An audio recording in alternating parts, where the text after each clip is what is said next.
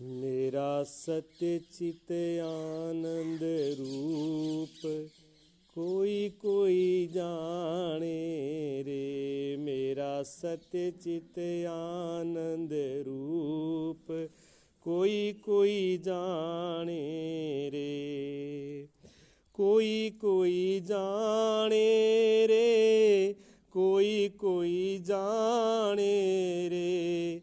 मेरा सत्य चित आनंद रूप कोई कोई जाने रे।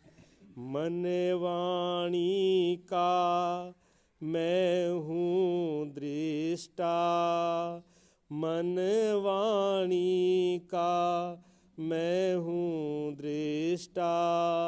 वेद वचन का मैं हूँ सृष्टा, वेद वचन का मैं हूँ सृष्टा।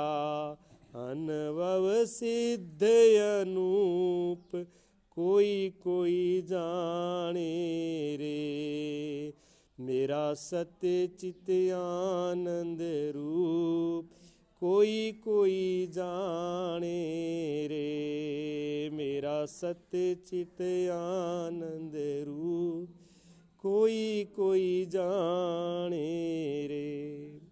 ये भजन एक वाणी की तरह, जैसे वाणी होती है तो वाणियों में ज़्यादातर लोगों को क्या है कि बोलते ज़रूर है पर समझ में नहीं आती भी क्या चीज़ है, क्या बोल रहे हैं। ये सब चीज़ अपने ऊपर बोली जाती है। सत्य ये बताओ, कोई मरना चाहता है क्या? मरना कोई नहीं चाहता। भय किस चीज़ का है मरने का? भय किससे होता है? डर किस चीज़ का? बताइए आप। मान लो आपको डर किससे लगता है? अंधेरे में जाते हो, डर अंधेरे से लगता है क्या? अंधेरे में जाने में डर लगता है ना। अंधेरे में जाने से डर लगता है, पर अंधेरे में डर क्यों लगता है? भी कोई नहीं कोई चीज़ खा नहीं ले। सर्प है, सर्प से डर लगता है? अच्छा, सर्प का डर लगता है कि सर्प के खाने का डर लगता है? सर्प के खाने का डर लगता है ना, सर्प से तो नहीं लगता। सर्प के खाने का डर लगता है। अच्छा, सर्प के खाने का डर लगता है कि सर्प खा जाएगा तो मरने का डर लगता है? अगर सर्प खा ही जाए और मरे नहीं तो फिर कोई डरेगा? नीरे मच्छर खा जाते कोई डरता है? और चीज़ खा जाती है। पर भय इस बात का भी ये खाएगा तो मैं मरूंगा, तो मरने का भय लगता है। सारे जितने भी भय है ना, चाहे वो अंधेरे से आपको भय आ रहा हो, चाहे जानवर से भय आ रहा हो, चाहे भूत प्रेत छाया से भय आ रहा हो, चाहे किसी जानवर से भय आ रहा हो, जहाँ किसी और बड़े दुष्ट व्यक्ति से भय आता हो, उसके पीछे कारण ये होता है मरूं नहीं, मर नहीं जाऊं। ठीक है। अच्छा, मरता कौन है? ये भय क्यों है? ये भय किस बात का है भी मैं मर जाऊंगा? क्यों होता है ये भय? ये भय इसलिए होता है, अंधेरे से भय क्यों होता है? क्योंकि प्रकाश नहीं है। अंधेरे से भय इस बात से होता है कि प्रकाश नहीं है, तभी तो भय। और प्रकाश होगा तो अंधेरे का भय होगा नहीं। अभी आपको बोल दें कि शमशान भूमि में जाओगे आप, किसी को एक लोग को भेज दो, दो को भेज दो, कोई डर है? जाओगे ना। और आधी रात को 12 बजे कह दूं मैं, आधी रात के भी जाओ, घर बैठे डर लगता है। चीज़ वही है, रास्ता वही है, वो राख की डरी वही है। न रात में कुछ है वहाँ, ना दिन में कुछ है। लेकिन अंधेरा होने के बाद में भय आ गया, और जब अंधेरा नहीं था, प्रकाश था, तो भय नहीं था। तो जब मृत्यु का भय तब है जब अमृत का पता नहीं है। झूठ से भय जब सत्य का पता नहीं है। जब इस चीज़ का पता लग जाए कि मैं मरने वाला नहीं हूँ, फिर भय किस बात का? फिर भय ही नहीं। अग्नि के अंदर जब कोई डालते है, सुनार जो है सोने को डालता है, तो अग्नि में और चीज़ डल जाती है, सोना और तो जल जाएंगी, पर सोना जलता नहीं है। आपको ही पता है, उनको ही पता है भी सोने का कुछ नहीं बिगड़ा है, डाल दो अग्नि में। अगर आपको ये मालूम पड़ जाए कि अग्नि में डालने के बाद सोना तो जल ही जाएगा, और ये सोने का रेट है, ये उसकी कीमत है, और इतना ही सोना है जुग्गे में, और वही सोनार ने डाल दिया, फिर क्या होगा? वो जल जाएगा, तो आप डालने दोगे? डालने नहीं देते। आपने सोना दिया और उसने अग्नि में डाला, आपको कोई दिक्कत नहीं, क्योंकि आपको पता है सोना तो खरा है, जलने वाला नहीं है, ये जलेगा ही नहीं, कहीं डाल दो इसको। वर्षा जब आती है तो जो चीज़ बाहर खराब हो जाती है उसको फटाफट आप उठा के अंदर रख लेते हो, और जिसका आपको पता है कि वर्षा से भीजने से कोई फर्क नहीं पड़ेगा, पड़ी रहने दो, कोई बात नहीं, की कौन बिगड़ा, फिर उसका भय नहीं रहता। जो चीज़ मिट जाए, खराब हो जाए, उसका भय, जो मिटेगी नहीं, खराब नहीं होगी, उसका भय नहीं है। हमको भय हमारा, हम मिट नहीं जाएं, हम मर नहीं जाएं, हमारा कुछ बिगड़ नहीं जाए, ये भय क्यों है? क्योंकि अपने आप का ज्ञान नहीं है। अपने आप का ज्ञान नहीं है कि मैं कैसा हूं। आदमी कंगाल क्यों है? आदमी कंगाल इसलिए है कि उसकी अब मेरे पास धन संपत्ति क्या है उसका पता ही नहीं है। हर वक्त आदमी ये कहता है मेरा कुछ नहीं है, मेरे पास कुछ नहीं है, मेरे पास कुछ नहीं है, मैं तो भिखारी हूँ। हर वक्त भिखारी भिखारी पना रहता है। परमात्मा ने इसको बहुत कुछ दे रखा है, ये खुद ही राजा है। अब पारस जो है, पारस धन के पीछे भागे, भी सोना इकट्ठा करूँ, सोना इकट्ठा करूँ, तो इसका मतलब है पारस को अपने कीमत का ही पता नहीं मैं क्या चीज़ हूँ। पारस ये जान जाए, पारस को अपना पता लग जाए भी मेरे में ये गुण है कि मैं जिस लोहे को भी पकड़ूंगा, जो भी लोहा मेरे पास में आएगा वो सोना हो जाएगा, तो फिर पारस सोना इकट्ठा करने के लिए भागेगा क्या? नहीं भागेगा ना। पारस सोना इकट्ठा करने के लिए इसीलिए भागता है कि वो पारस को अपना गुण पता नहीं है, मेरे में क्या गुण है। ठीक है, इसी प्रकार आपको अपना गुण पता नहीं है भी मेरे में गुण क्या, मैं क्या हूं, मैं मरने वाला हूं कि नहीं मरने वाला हूं, मैं जन्मने वाला हूं कि नहीं जन्मने वाला हूं, मैं अमर हूं कि विनाशी हूं, ये पता नहीं है। सदगुरु के पास इसीलिए जाया जाता है। सदगुरु के पास भिखारी लेकर के भीख मांगने के लिए नहीं जाया जाता। अपने आप की पहचान की जाती है भी मैं बार बार मर रहा हूँ, जी रहा हूँ, कष्ट भोग रहा हूँ, कितने जन्म जन्मांतरों की फांसी है, ये फंदा कैसे छूटेगा? इसके जानने के लिए सत्संग में जाया जाता है, इसके लिए गुरु बनाए जाते हैं, इसके लिए सदगुरु के पास जाया जाता है। लोग कहते सुनी सुनाई चल तो पड़ते हैं, सुने सुनाए सब भाग रहे हैं, गुरु बना लियो, क्या गुरु की गति नहीं होती। पूछ ले वो गति क्या है, वो गति होती क्या है, ये पता ही नहीं भी गति क्या चीज़ है। पर इतना सुन लिया गुरु बगैर गति नहीं होती। और क्या सुन लिया कि गुरु बगैर दान पुण्य क्यों लगा नहीं होता। क्यों नहीं लगता भाई? खेत में अगर जिसने गुरु नहीं बनाए नुगरा, वो खेत में बीज गिरे आए, बीज उगेंगे नहीं? उगेंगे ना। पर बीज बीजने वाले के लिए भी तो गुरु चाहिए भी, कैसे बीजना है। और बिना गुरु, बिना खेत में बीज बीजने वाले का तो गुरु वो खेती वाला ही होगा ना। अब जिसने सीखा ही ना हो भी बीज बीजा कैसे जाता है, कौन सी फसल किस टाइम में बीजी जाती है, तो पहली बात उगेगा नहीं, उगेगा तो बेकार कर लेगा, लेकिन उग जाएगा। इसी प्रकार कुछ चीज़ें हैं, ठीक है, दान पुण्य पूजा की चीज़ें हैं, नहीं होंगी, कम लगेंगी, पर होता है कम लगता है। तो गुरु से हर काम, गुरु के पास से हर चीज़ की युक्ति सीखते हैं, करने का ढंग सीखते हैं कि काम वही करना होता है, पर वो कैसे किया जाए कि वो ताकत कम लगे, समय कम लगे और बिगड़े नहीं, खराब नहीं हो। अब आपकी बेटी है जिसने कि रोटी बनाते आपको देखा नहीं, रोटी बनाते किसी को देखा नहीं, और उसको कहा रोटी बनाओ, तो वो रोटी बिगाड़ेगी। ठीक है ना। अगर वो माँ के पास सीख लेगी भी रोटी ऐसे बनती है, आटा ऐसे गूंदा जाता है, जिसने आटा नहीं गूंदा हो और उस लड़की को कह दो कि आप आटा गूंद दो, वो एक आधा जग पानी पहले डाल देगी, वो आटा फिर काबू आने वाला नहीं है। कितना ही सूखा मिलाओ फिर उसमें, फिर वो आएगा नहीं उस लोट पे, फिर तो बिगड़ ही जाएगा। थोड़ा थोड़ा पानी कर करके डाल के, जैसे वो एक बार देख ली, फिर कैसे उसको गोल की जाती है, कैसे पकाई जाती है। जब वो सीख लेती है माँ से, अब वो युक्ति सीखी, अब वो टाइम भी कम लगाएगी, अब ज़्यादा मतलब सोचना नहीं पड़ेगा, और आटा बिगाड़ेगी भी नहीं, और बढ़िया बना देगी, हो जाएगा ना। उस गुरु के पास ये युक्ति सीखी जाती है। युक्ति से मुक्ति कर डाली, कहते युक्ति से मुक्ति कर डाली, यानी युक्ति से ही हर कार्य काम होता है।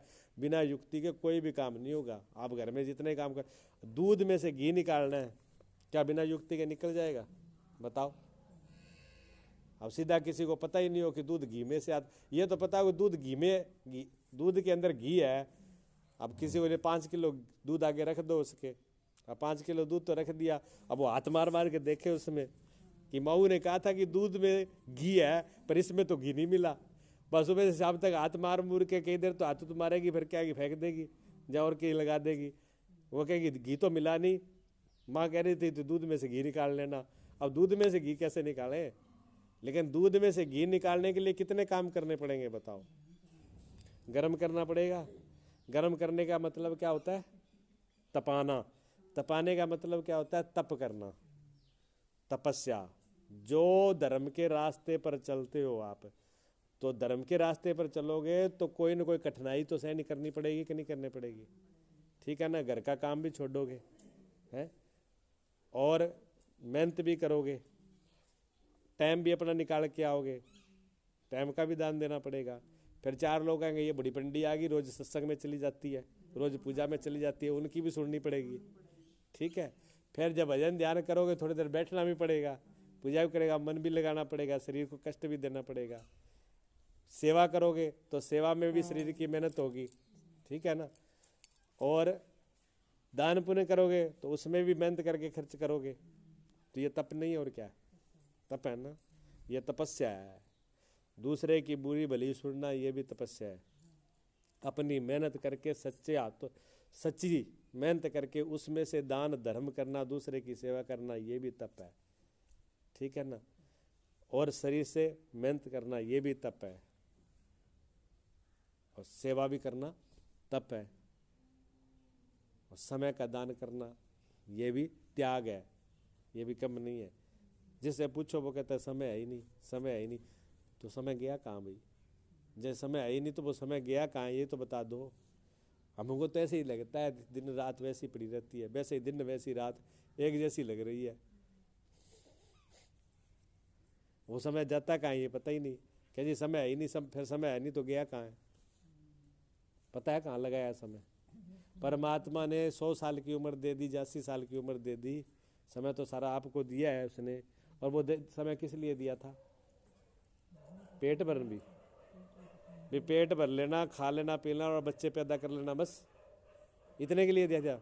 अगर इतने के लिए समय दिया होता तो आपसे ज़्यादा जानवर काम कर रहे हैं। पेट भर लेता है, देख लो सूर कुत्ता है, वो चलता ही पेट भर लेता है। कोई किसी की दिहाड़ी नहीं जाता, किसी की मजदूरी नहीं जाता, किसी की गुलामी नहीं करता, बस चलते जो आ गया सामने खाया पिया। और आदमी कितने बच्चे पैदा कर देगा? वो एक बारी में 12 पैदा कर देती है। अब 12 सालों में 12 नहीं हो पाएंगे, तो उनसे तो पीछे ही है फिर। तो इसके लिए तो मिला ही नहीं। फिर उनके कोई ना कोई काम तो आते हैं, इसका कुछ भी काम नहीं आना। परमात्मा ने इसलिए नहीं दिया खाना पीना सोने के लिए, तो शरीर दिया ही नहीं है। ये तो दिया है, पेट तो कैसे ही भर जाएगा, भूखा किसी को नहीं रहने देता। कबीर साहब कहते हैं पहले बनती है प्रारब्ध और पाछे बनता है शरीर, तेरी तू भोगत है कहेगी दास कबीर। पहले इसका भोग बन जाता है। आपकी भाषा में बोलते हैं कि पहले चोंच बनने से पहले चोगा बन जाता है, बनता है ना? देखा आपने? देखा? चोंच से पहले चोगा बन जाता है, देखा है? बताओ देखा है तो एक आधा प्रमाण दो। जांच मिलेगी वहां चूर्ण जरूर मिलेगी, ये कहावत तो आपने सुनी है। इसका देखा है कहीं ऐसा होते हुए? देखा है? आप देख करके भी आपको ज्ञान नहीं है। ये काम तो आपने किए हैं खुद। जब पेट में बच्चा भी जब होता है अंदर पेट में, और जब उसका बाहर आने का समय होता है, उससे पहले माता के दूध नहीं आ जाता? उससे पहले आता है? बताइए आप। उससे पहले नहीं आता। जब वो टाइम आता है कि बच्चे को अब दूध की जरूरत है, अभी बच्चा धरती पर आया नहीं है जमीन पर, अभी माँ के पेट में ही है, माँ के पेट में है, अभी धरती पे आया नहीं, उससे पहले भगवान प्रबंध कर देता है। अभी इसके जाड़ दांत नहीं है, बोखला है ही है, दूसरी चीज काम नहीं करेगी, माँ का दूध दे दिया उसने। अब उसको जिंदा रखने के लिए, उसको बड़ा करने के लिए अब माँ का दूध पिएगा। और माँ का दूध पीते पीते जैसे ही जाड़ दांत आ जाएंगे, रोटी खाने लायक हो जाएगा, नहीं खाने लायक हो जाएगा, माँ का दूध बंद हो जाएगा, बिना किसी बात के बंद हो जाएगा। माँ कहती है दूध मैंने पिलाया, तो मैं कहती हूँ 20 साल के बेटे को पिला दे, 20 साल बाद में पिला देना, 20 साल का बेटा हो जाता। 5 साल बाद में नहीं पिला पाते ना। देख लो कौन पिला रहा, भगवान ने पिलाया कि माँ ने पिलाया? भगवान ने पिलाया, माँ ने नहीं पिलाया, लेकिन प्रमाण तो सिद्ध है ना कि चोंच से पहले चौका तैयार है, बच्चे आने से पहले दूध तैयार है, फिर जैसा चाहिए न वैसा तैयार है। हर चीज संसार में जैसी चाहिए थी वो हर चीज मिल जाती है। मिलती है कि नहीं मिलती है? परमात्मा उसका प्रबंध कर देता है। ये भगवान का कितना, जब इतना परमात्मा उसका सब प्रबंध करता है तो फिर भय क्या है, चिंता क्या है? फिर किस बात का डर है कि मैं कमाऊंगा जब खाऊंगा नहीं तो भूख मर जाऊंगा? कौन सा भूख मर रहा है? राजस्थान के बहुत बड़े राजा हुए छत्रपति शिवाजी, उनके गुरु थे राधा समर्थ गुरु रामदास जी, उनके गुरु थे। राजा को एक बार अभिमान हो गया, हो ही जाता है अभिमान, छोटे बड़े, वो तो राजा थे। तो राजा इतनी जनता को सेवा करते थे भी किसी को भूखा नहीं रहने देते थे। पूरी प्रजा अपनी सभा के अंदर, अपनी प्रजा में, राजधानी में पूरा खजाने से कैसे भी करके कोई जनता भूखी नहीं रहनी चाहिए, खा पी के सोए। तो उनको इस बात का अभिमान हो गया कि मेरे जैसा राजा नहीं हुआ, मैं किसी को भूखा नहीं सोने देता, सबको मैं खिला रहा हूँ पिला रहा हूँ। गुरु समझ गए।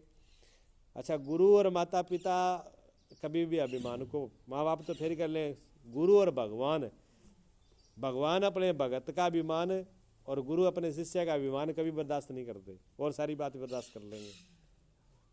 कितनी बड़ी सी बड़ी गलती आ जाए वो भी बर्दाश्त हो जाएगी। अगर अभिमान आ गया तो वो बर्दाश्त नहीं करते हैं। अभिमान सबसे पहले, भगवान की अगर कोई कहते हैं भगवान कोई चीज खाते हैं तो वो अभिमान खाते हैं। बाकी रोटी आप भोग लगाते हो ना, कोई दूध चढ़ाता है, कोई घी चढ़ाता है, वो भगवान नहीं खाते। भगवान को कमी थोड़ी है, भगवान खाते हैं भगत का अभिमान, अहम खा जाते हैं, अहंकार नहीं रहने देते। गुरु ने देखा शिष्य में अहंकार आ गया, ये क्यों अहंकार आ गया तो विनाश होगा। अहंकार का मतलब विनाश, अहंकार आते ही विनाश की तरफ चल पड़ा। जितना अहंकार मिटा उतना विकास की तरफ चल पड़ा। गुरु देव ने समझ लिया अभी इसमें अहंकार आ गया, अब ये विनाश की तरफ जा रहा है, तो क्या किया जाए। गुरु तो जो उपाय होंगे कुछ ना कुछ शिक्षा देनी है, कैसे टूटे अहंकार। तो एक दिन ऐसे खड़े थे तो बात चर्चा करने लगे। गुरु जी ने जानबूझ के ही छेड़ ली भी इसको अभी मैंने, तो कहते और राजन सुनाओ कैसे क्या हालचाल है, आपके राज्य में कोई भूखा प्यासा तो नहीं सोता हुआ? ना ना जी, मैंने सब का प्रबंध कर दिया, मैंने इसको खिला पिला के सब खजाने में एक बार कमी पड़ जाए तो ठीक है। तो कहने लगे ऐसे कर, सबको तू खिला रहा है, ये पत्थर है, ये बहुत बड़ा पत्थर पड़ा है, ये पत्थर में कुछ है, इसके अंदर कोई चीज़ है, कैसे ही है? कहने नहीं ऐसी है, तो पत्थर है, पत्थर में क्या होना है? तो कहते इस पत्थर को उठाओ। बड़ा पत्थर था, पत्थर उठाया, उठा करके उन्होंने कहा इसको नीचे जोर से पटको इसको। जब जोर से पटका तो वो पत्थर थोथा था बीच में से कुछ जगह पर, जब टूट गया, तोड़ा गया, तो उस पत्थर के अंदर एक मेंढक डड्डू बैठा था और उसमें थोड़ा सा पानी भी था वहाँ। कहने लगे पूरी प्रजा को तो आपने खिलाया, सबको आप ही खिला रहे हो, और ये जो डड्डू पत्थर के अंदर बैठा था ये पानी भी तुमने भेजा होगा यहाँ पे? क्या तुम्हारे बाप ने भेजा था? ये तुमने भेजा था पानी? अच्छा, ये डड्डू तेरे को पता था क्या इसके अंदर बैठा है? तू तो कह रहा कुछ भी नहीं है पत्थर में, पत्थर में क्या होगा? पत्थर में मेंढक बैठा भी है और उसके पास पानी भी है और वो जिंदा भी है। ये किसने रखा है यहाँ पर? इसका प्रबंध किसने किया? कि गुरुदेव तो गलती होगी, परमात्मा सब कुछ, जब सब कुछ परमात्मा ही करने वाला है तो तुम मैं क्या कर रहा है? तेरे को भी शक्ति और दिमाग और सामर्थ्य देने वाला वो है, राजगद्दी पर भी तेरे को उसी ने बिठाया है, उसको क्यों नहीं देखता? ठीक है ना? तो आदमी की मैं बड़ी है कि मैं कर रहा हूं, हम ये नहीं कर रहे। हम इनके लिए नहीं हमको दिया संसार, परमात्मा ने ये शरीर जो है परमात्मा ने इसके लिए नहीं दिया है। किसके लिए दिया है? सत्य को जानने के लिए, अमृत को जानने के लिए भी मैं इस धरती पर क्यों आया हूँ और कहाँ जाऊँगा, मेरा रूप क्या है असली, क्या मैं शरीर हूँ, क्या मैं मन हूँ, कि मैं देखने वाली आँख हूँ, कि मैं समझने वाली बुद्धि हूँ, कि मैं करने वाला मैं अहंकार हूँ, कि इसके अलावा भी मैं कुछ और हूँ? शरीर पे सब कुछ मान लिया। शरीर का तो नाम, जब ये शरीर धरती पर नहीं आया था तब, जब शरीर धरती पर नहीं आया था तब इसको कोई जानता था? तब कोई नाम लेते थे? तब तो यही पता नहीं था, इतना हो गया था माँ को कोई बेटा या बेटी का जन्म, कोई बालक का जन्म होगा, लेकिन बेटा होगा कि बेटी होगी ये पता नहीं है। आजकल मशीनें आ गई, मशीनों में क्या, मशीन आ गई तो क्या मशीनें भी फेल हो जाती हैं। ठीक है, क्या बेटी है क्या बेटा है, फिर जब धरती पर आ जाती है बेटा या बेटी, फिर उसका नाम कौन रखता है? वो नाम लिखा के ले आता है ऊपर से, आप ही रख देते हो ना। अच्छा आप जो नाम रखते हो वो कहाँ से ले आते हो? वो कहाँ से ले आते हो बताइए? परमात्मा नहीं देता, वो आप मन से गढ़ते हो। आप अपने मन से गढ़ के रखते हो, और मन से कुछ भी गढ़ के रख दोगे। मन से गढ़ते हो, जितने भी नाम रखे हैं वो मन से गढ़ के रखे हुए हैं। क्या उसमें कोई वैज्ञानिक तरीके से, कोई सोच समझ करके, कोई प्रैक्टिकल करके, कोई विधि विधान से रखा था? और विधि विधान से कहाँ से ले आते भाई? भी मन गढ़ंती होती भाई, मन से ही आती, बुद्धि से ही आती। तो मन से बुद्धि से सोच के तो रखा, मन में कल्पना कर ली, ये इस नाम का कोई नहीं है, ये नाम सोखा है, अपने तो पिंकी रख दो, सिट्टी रख दो, है? जितने भी नाम है वो सब ऐसे ही सोचे गए हैं किसी के नाम पर। फिर ये नाम जो ऐसे मन से ही गणंते रखे गए, मन से ही रखे गए, कल्पना ही रखे गए, वो कल्पना कितने दिन रुकेगी? उस नाम के लिए मरे जा रहे हो, मेरा नाम नीचा ना हो जाए, मेरे नाम से इसने गाली दे दी, मेरे नाम से इसने बदनाम कर दिया। बड़ा तुम्हारा नाम है अभी, वो नाम कितने दिन चलेगा? 10 20 साल 50 100 साल। फिर तुम्हारे परदादे का क्या नाम था है पता? बताओ, परदादे का नाम पता नहीं, दादे का तो होगा। दादे का तो बता दिया इन्होंने, जब थोड़े दिन में वो भी भूल जाओगे। है? कोई किसी का नाम लेता है? बताओ, नाम के लिए सब मर जाते हैं, पर नाम कोई किसी का लिया है किसी ने? किसी के नाम की फिक्र है? कोई फिक्र नहीं है। क्यों फिक्र नहीं है? क्योंकि तुम ही झूठे हो। जब तुम खुद ही झूठे हो तो तुम्हारी फिक्र कौन करेगा? क्यों? ये नाम झूठा है और ये शरीर भी झूठा है, ये भी मिट्टी से गढ़ दिया गया। कुम्हार जब बनाता है मिट्टी का लेकर के, तो मिट्टी का होता तो मिट्टी का डला ही है वो। अब मिट्टी के डले से वो क्या क्या बना देता है? चिलम बनवा लो, सुराही बनवा लो, गड़ा बनवा लो, ढक्कन बनवा लो, तवा बना लो। मिट्टी के डेरी बनाते, खिलौना बना लो बच्चों को खेलने के लिए, घोड़ा गधा, वो मिट्टी से सारी चीजें बना देता है। ठीक है, अब वो सारे वो सब चीजें, खिलौने खिलाने वो अच्छे हैं कि मिट्टी सच है? वे खिलौने सच्चे हैं? बनाए तो है, कुमार की कल्पना से गढ़ लिए वो। अब गढ़े हुए हैं तो झूठे ही, सच्चाई तो नहीं रहेगी। लेकिन मिट्टी तो सत्य है उसमें। क्यों?